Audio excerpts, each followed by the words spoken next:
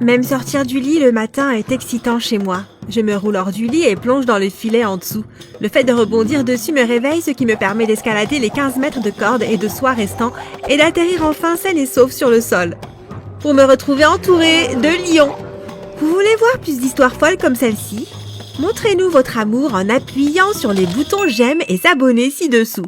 Je passe généralement mes journées à courir d'un endroit à l'autre. Et ce jour-là n'était pas différent. Je suis toujours en train de livrer des perruques, de porter des sacs de cacahuètes et d'aider à installer les stands de nourriture. Mais cela en vaut la peine, surtout pour cette nuit-là. Cette nuit-là, notre cirque était dans cette ville pour la toute première fois. « Voici la perruque que tu as demandée, maman », j'ai dit en passant par les perles à l'entrée de la tente de mes parents. « Merci, citrouille », elle a dit.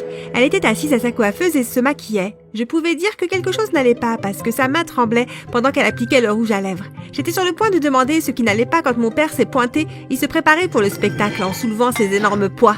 Il les a posés et ses bras tremblaient. « Tu deviens faible, n'est-ce pas ?» J'ai rigolé. « Fais attention à qui tu traites de faible, ma petite. » Il a grommelé. Mon père était pourtant super fort. C'était tout son rôle. Donc je ne savais pas pourquoi il tremblait. « Vous allez bien? Vous semblez tous deux nerveux ?» ai-je dit à mes parents. « Nous allons bien, ma chérie. Va finir de te préparer pour le spectacle. » dit ma mère. En partant, je me suis retournée et j'ai vu mon père frotter les épaules de maman et chuchoter. Je me tenais derrière les lourds rideaux me cachant du public.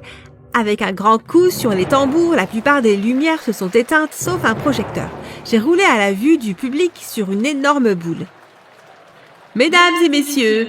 je me suis exclamée en roulant sur la scène. « J'ai l'honneur de vous présenter... » Il y a eu un roulement de tambour, puis toutes les lumières se sont allumées, révélant tout le monde dans notre cirque. Le cirque Fantasy. Le public est devenu fou. En tant que maître de cérémonie, c'était à moi de faire démarrer le spectacle. Mais après ça, je n'avais qu'un seul numéro. Depuis les coulisses, je regardais mes parents faire leur magie. J'étais un peu inquiète parce qu'ils semblaient sur les nerfs, mais la routine s'est déroulée parfaitement. Ma mère a fait semblant de s'évanouir sur le trapèze avant de tomber dans les bras de mon père et de se faire jongler comme une balle. La musique a changé pour quelque chose de plus excitant. Le projecteur était la seule lumière allumée à nouveau.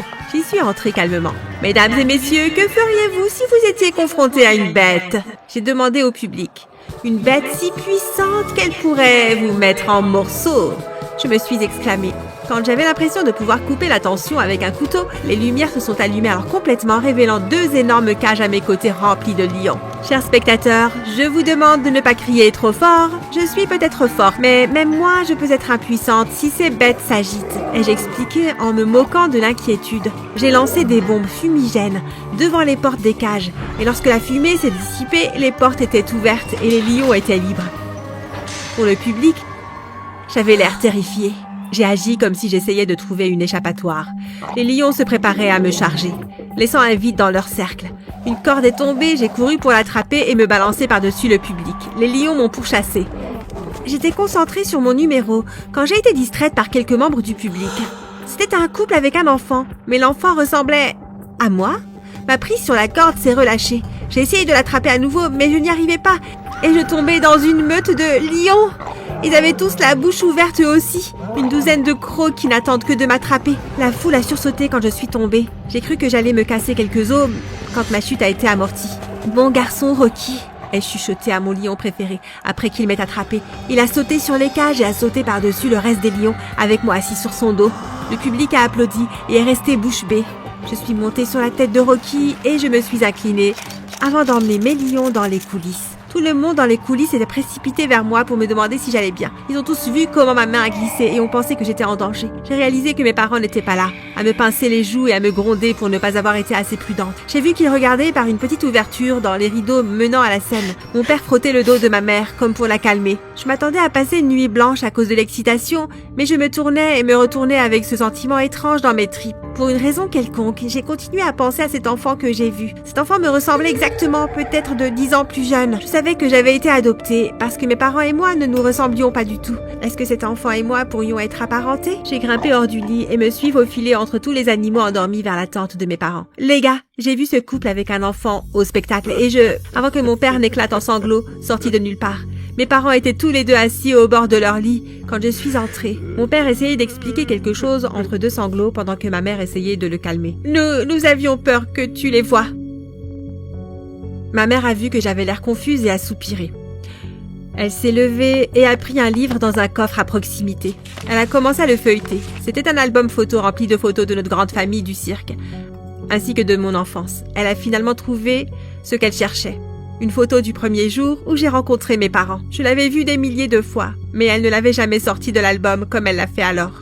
Elle m'a tendu la photo et j'ai réalisé qu'elle était pliée en deux. Je l'ai dépliée et il a révélé que la petite moi se tenait entre mes parents et le couple que j'ai vu dans le public. Ils avaient l'air ennuyés. « Ce sont tes parents originaux », a dit ma mère.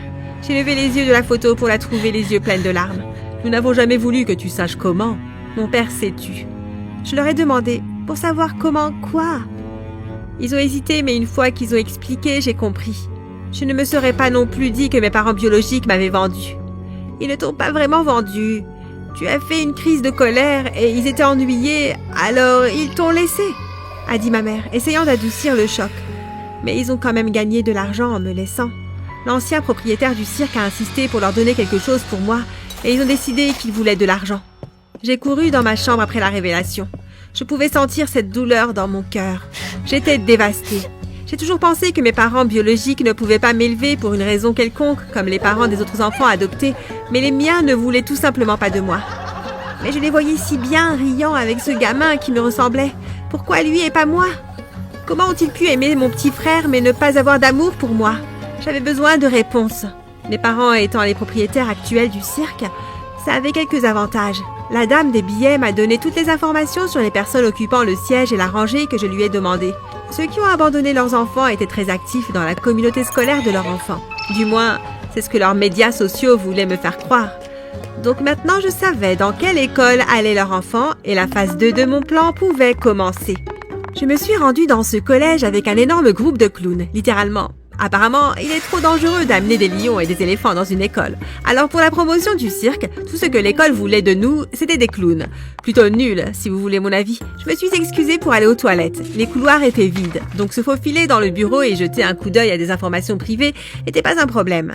Imaginez si j'étais une folle. Bref, il ne me restait plus qu'à m'introduire dans la maison de mes horribles parents biologiques en sachant qu'ils étaient sortis, car j'avais mémorisé leurs horaires.